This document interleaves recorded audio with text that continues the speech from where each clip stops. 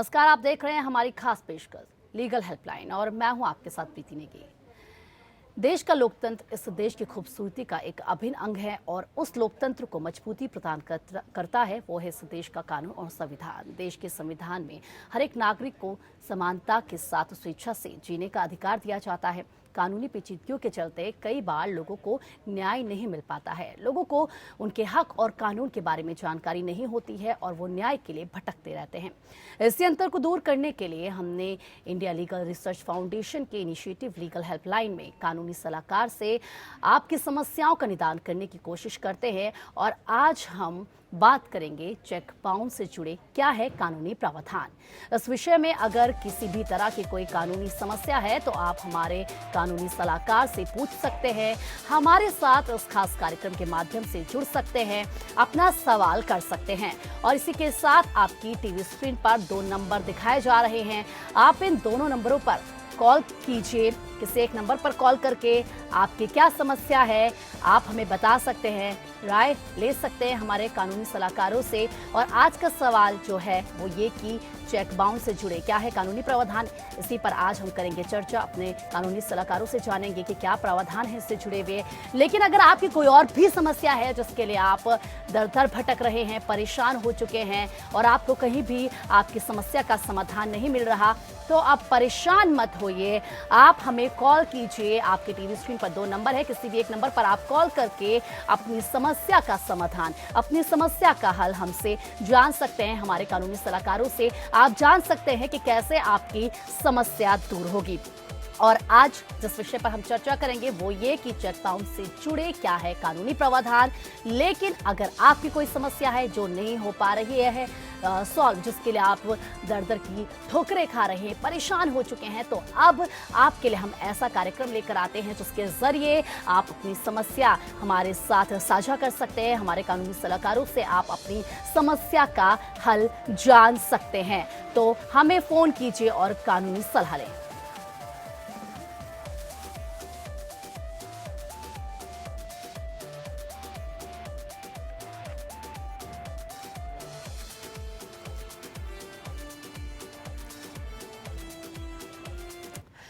और करते हैं हम शुरू। कुमार संभव जी हैं, अधिवक्ता हैं इलाहाबाद हाई कोर्ट के लखनऊ बेंच से। सर, आपका स्वागत है। सबसे पहले मैं आपसे यही जानना चाहूंगी क्योंकि चेक बाउंस कई बार होता है, लोग बेहद परेशान इसके लिए हो जाते हैं, जो आम लोग हैं वो समझ नहीं पाते। तो चेक बाउंस से जुड़े क्या कानूनी प्रावधान है? हाँ जी, इसमें चेक बाउंसिंग से रिलेटेड नेगोशिएबल इंस्ट्रूमेंट एक्ट है जिसके अंतर्गत चेक बाउंसिंग के मुकदमे फाइल होते हैं। कंप्लेंट केस के रूप में इसको फाइल किया जाता है 138 के रूप में, जहां पे चेक को डिसऑनर किया जाता है जिस भी कॉन्ट्रैक्ट के तहत वो चेक उनको मिला हो।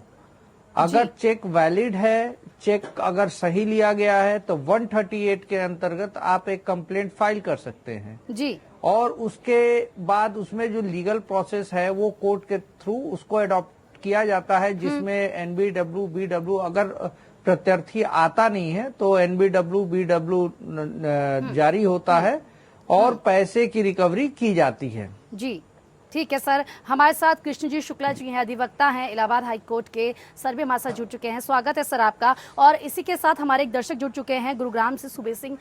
क्या जानना चाहते हैं आप, बताइए। सुबे सिंह जी। जी बताइए। हाँ सर, मैं पूछना चाहता हूँ कि मैंने किसी पार्टी को चेक दे रखे थे, लेकिन वो चेक एक जो मतलब पुराने चेक है, जो कि ये चेक नए एसबीआई के चेक थे, वो बंद भी हो चुके हैं और मैंने पार्टी को पैसा दे दिया है, लेकिन वो चेक मेरे को वापस नहीं मिला। मेरा कुछ इश्यू चल रहा है कुछ इंटरेस्ट को लेकर के। जी कृष्ण जी। जी हाँ, कोई भी चेक इस समय जब जारी होता है वो केवल 3 माह के लिए वैलिड होता है। अगर 3 माह तक वो कैश नहीं हुआ है तो वो एक बेस्ट पेपर हो जाता है। तो चेक इन्हें वापस मिला है या नहीं मिला है इससे कोई फर्क नहीं पड़ेगा। इनको अपना अकाउंट देखना चाहिए, क्या किसी ने उसको कैश तो नहीं कराया है। अगर 3 माह बीत गए हैं तो किसी भी बैंक में वो कैश नहीं हो सकेगा, इसलिए इनको चिंता नहीं करनी चाहिए। जी, तो आपकी जो समस्या था उसका समाधान आपको दिया है। इसी के साथ हमारे दर्शक लगातार हमारे साथ जुड़ते रहते हैं। अगर आपकी कोई समस्या आप हमें कॉल कीजिए, हमारे कानूनी सलाहकार आपकी हर समस्या का समाधान करेंगे। कुमार जी, जिस तरीके से हम चर्चा ये कर रहे हैं, कृष्ण जी, हम चर्चा ये कर रहे हैं कि चेक बाउंस से जुड़े क्या कानूनी प्रावधान है, क्योंकि देखिए जिस तरीके से हमें फोन कॉल्स भी आ रही हैं, लगातार ऐसा होता है कि कई बार हम जो चेक होता है बाउंस हो जाता है, इससे कई परेशानी लोगों को हो जाती है। और कैसे ये जो भी समस्या, इसका हल अगर हम कानूनी तौर पर देखें तो कैसे निकाल सकते हैं कुमार जी? जी, कानूनी तौर पे सबसे पहले ये देखा जाता है कि जो भी चेक इशू किया गया है और जो जारीकर्ता उस चेक का है तो उसके और चेक रिसीव करने वाले के बीच में क्या संबंध है। ऐसा भी हो सकता है कि चेक चोरी कर लिया गया हो, कोई ब्लैंक चेक रखा गया हो और ये भर के अपने नाम से और स्टॉप पेमेंट चेक का ना लगा हो, और उसके बाद लेकिन वो पूरा एक संबंध देखा जाता है कि वो चेक किसने दिया है, किसको दिया है, किसकी एवज में दिया है, किस संविदा अथवा कॉन्ट्रैक्ट के अंतर्गत दिया है, और क्या हो कभी कभी ऐसा भी होता है कि कोई कैश पैसा वापस दे देता है और चेक रह जाता है और फिर उसको जो है फिर वो चेक लगा के बाउंस करके चीट करने के प्रयास करते हैं जारीकर्ता के खिलाफ। तो इन सब चीजों को काफी ट्रायल में देखा जाता है। ट्रायल में देखने के बाद ही एक निष्कर्ष पे कोर्ट पहुंचती है कि हाँ, ये चेक जो इशू हुआ है वो एक valid cheque, legally valid cheque है कि नहीं है। ठीक है सर, ओके। हमारे दर्शक जुड़ चुके हैं हमारे साथ, राजेश जुड़े हैं रायबरेली से। बताइए राजेश, क्या जानना चाहते हैं आप? मेरे विरुद्ध एक ऐसी पत्नी ने 498 एवं 125 सीआरपीसी में केस किया है, जो पूर्व में अपने पति के जीवन काल में ही शादी की थी, जिसकी जानकारी मुझे तब मिली जब एक बच्ची हो गई एवं उसके पूर्व पति की मृत्यु हो गई। क्या 498 केस में कोर्ट के समक्ष अपनी गवाही में दिए गए बयान की क्या उसकी शादी के समय पति की मृत्यु हो गई थी का हवाला देकर धारा 340 सीआरपीसी के तहत मेरे द्वारा शिकायत करने पर कार्रवाई हो सकती है एवं 498 केस पर उसका क्या प्रभाव पड़ेगा? जी कृष्ण जी, मुझे लगता है आप इनका सवाल बेहतर समझ गए होंगे।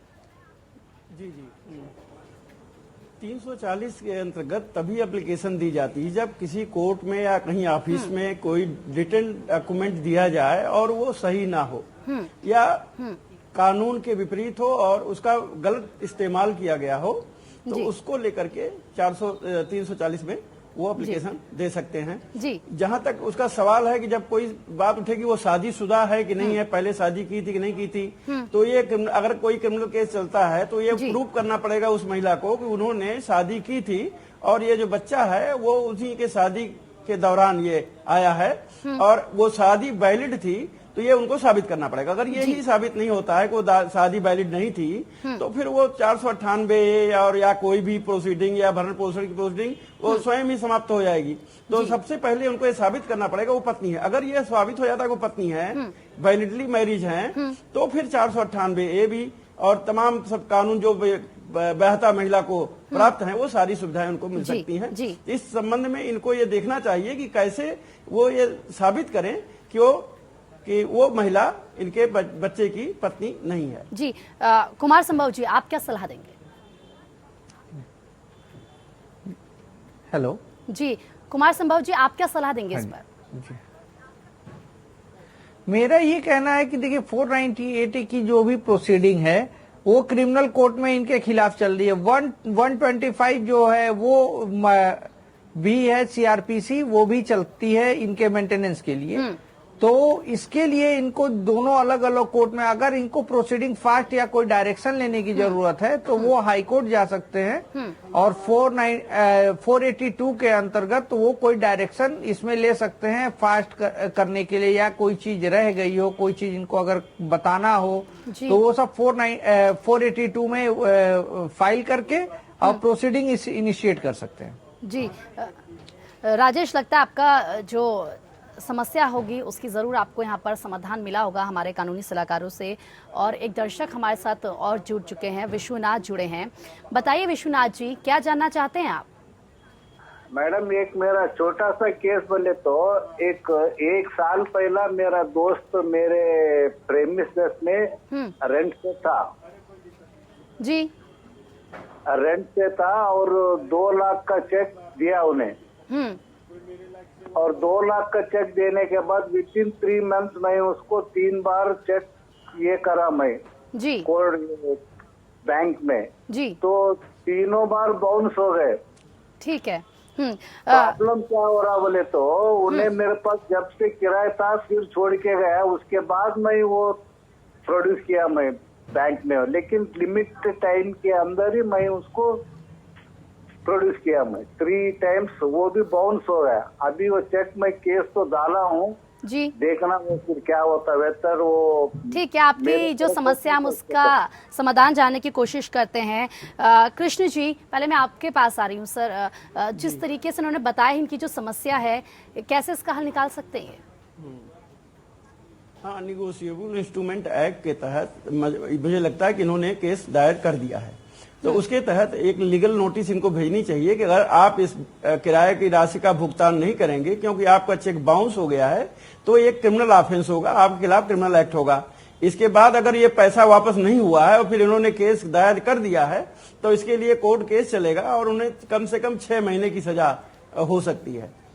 जी कुमार संभव जी, ऑलरेडी उन्होंने बताया कि केस कर दिया इन्होंने। जी जी कुमार संभव जी, आप भी इसमें सलाह देना चाहेंगे?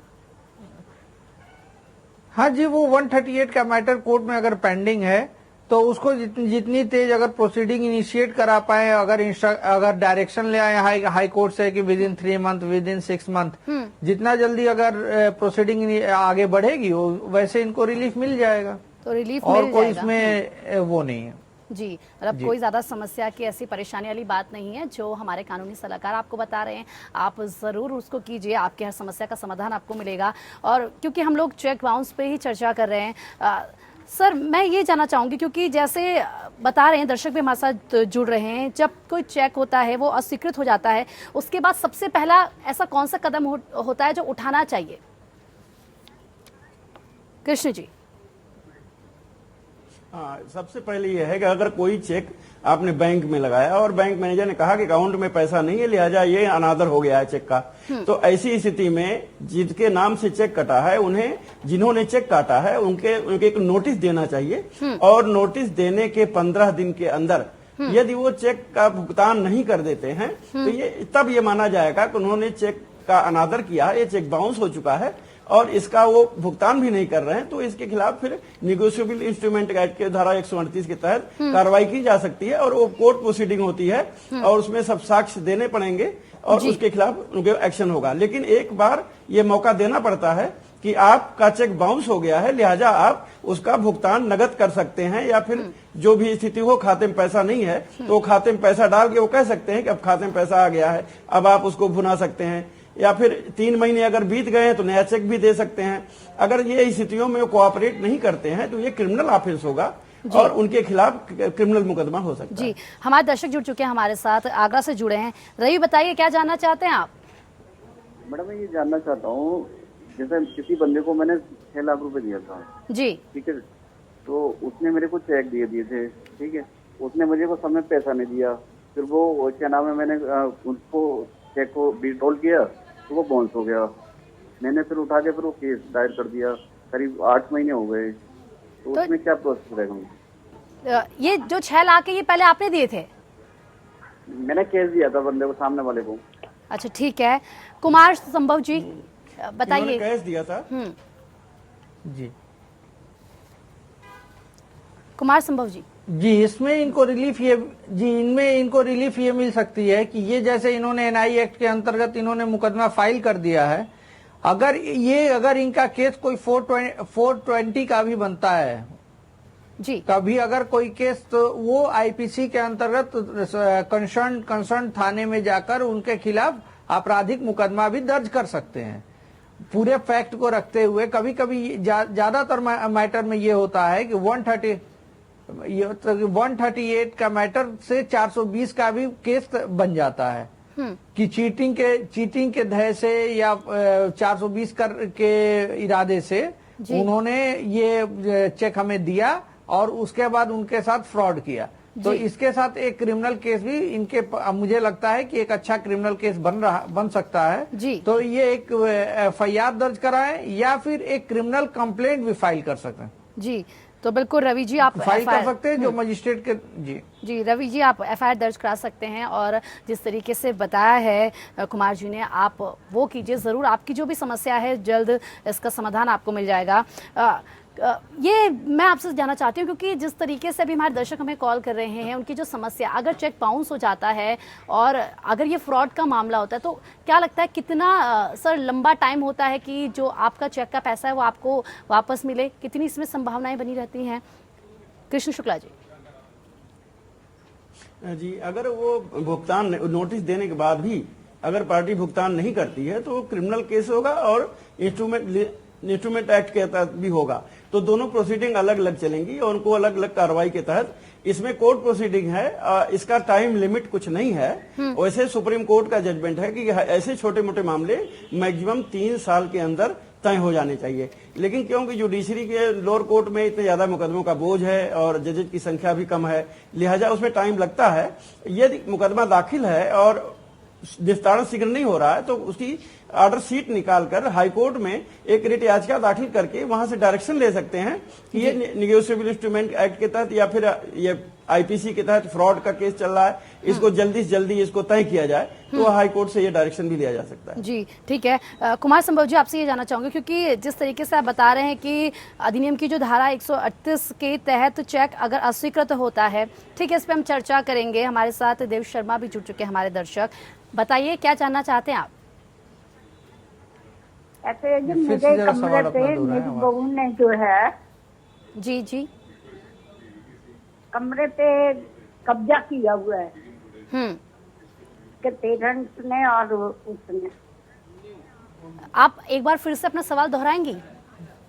हाँ जी, मेरी बहू जो है ना जी, उसने शादी के बाद 1-1.5 साल बाद ना पुलिस को और उसको ला करके ना कोर्ट से पता नहीं कैसे ऑर्डर करवा के लाई, हमें कुछ नहीं पता, और उसने कब्जा कर लिया था कमरे पे। जी ठीक है। तो उसके बाद अब जो है 2 बार खाली करने के ऑर्डर हो चुके हैं जी, लेकिन अभी तक खाली नहीं हुआ वो। कृष्ण शुक्ला जी, आपने सवाल सुना होगा, इनकी बहू ने जिस तरीके से कमरा पे जो है कब्जा कर लिया, वो बता रही हैं 2 बार ऑर्डर आ चुका है खाली करने का, लेकिन वो खाली नहीं कर रही हैं। क्या सलाह देना चाहेंगे आप? हाँ, इसको लेकर इनको हाई कोर्ट में एक कंटेम्प्ट पिटीशन फाइल करनी चाहिए। अब वो जो ऑर्डर हुआ है खाली करने का, क्या जुडिशियल ऑर्डर है या एग्जीक्यूटिव ऑर्डर है? तो एग्जीक्यूटिव ऑर्डर भी होगा या जुडिशियल। एग्जीक्यूटिव ऑर्डर है तो एक रिट करनी पड़ेगी कि साहब ये कोर्ट का एग्जीक्यूटिव ऑर्डर है, उससे खाली नहीं कर रहे। अगर जुडिशियल ऑर्डर है तो इनको रिट ये कंटेम्प्ट फाइल कर सकते सीधे कि ये इसका कंप्लायंस नहीं हो रहा है और कोर्ट का अनादर किया जा रहा है, लिहाजा इनको तलब करके इनको दंडित किया जाए। ये दोनों रेमडीज इनको मिल सकती हैं। अब ये देखना पड़ेगा कि इनको खाली करने का आदेश जुडिशियल प्रोसीडिंग में हुई है या फिर एग्जीक्यूटिव प्रोसीडिंग में इन्होंने ऑर्डर कराया है।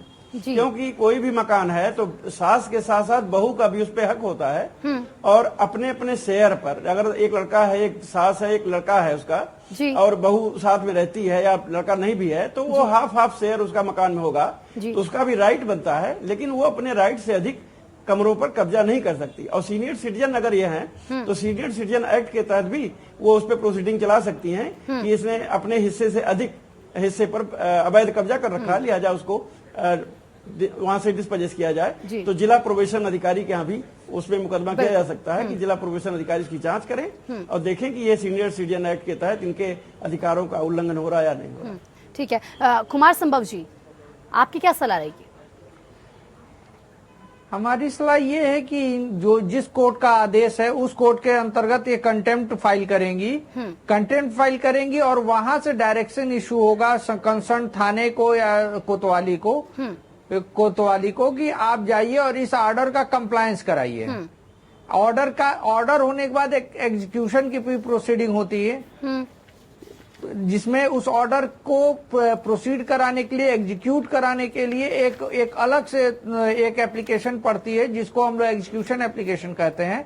कि जो ऑर्डर हुआ अगर वो फाइनल है इन नेचर, अगर फाइनल नेचर में है जी। तो उसका एग्जीक्यूशन जरूर होगा। अगर उसकी कोई अपील लंबित ना हो, कोई रिट लंबित ना हो, कोई भी उसके ऊपरी अधिकारी के यहाँ उसकी अपील, रिवीजन, निगरानी कुछ भी लंबित नहीं होनी चाहिए जी। बिल्कुल। और उसमें कोई भी स्थगन आदेश ना हो, बिल्कुल। तो तभी वो ऑर्डर एग्जीक्यूट हो सकता है। अन्यथा अगर कोई ऑर्डर ऊपर से स्टे हो गया है, और वो उनकी बहू छुपा रही होंगी कि स्टे हुआ है कि नहीं हुआ है, तो ये भी हो सकता है कि स्टे हो गया हो और ऑर्डर एग्जीक्यूट नहीं हो पा रहा हो। ठीक है, बिल्कुल।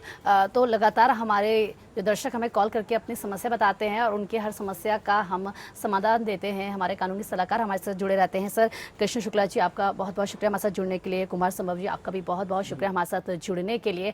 और आज जिस तरीके से चेक बाउंस से जुड़े क्या कानूनी प्रावधान, इस पर हमने चर्चा की। हमारे दर्शकों ने भी हमें कॉल किया, उनकी भी समस्या का हमने समाधान किया।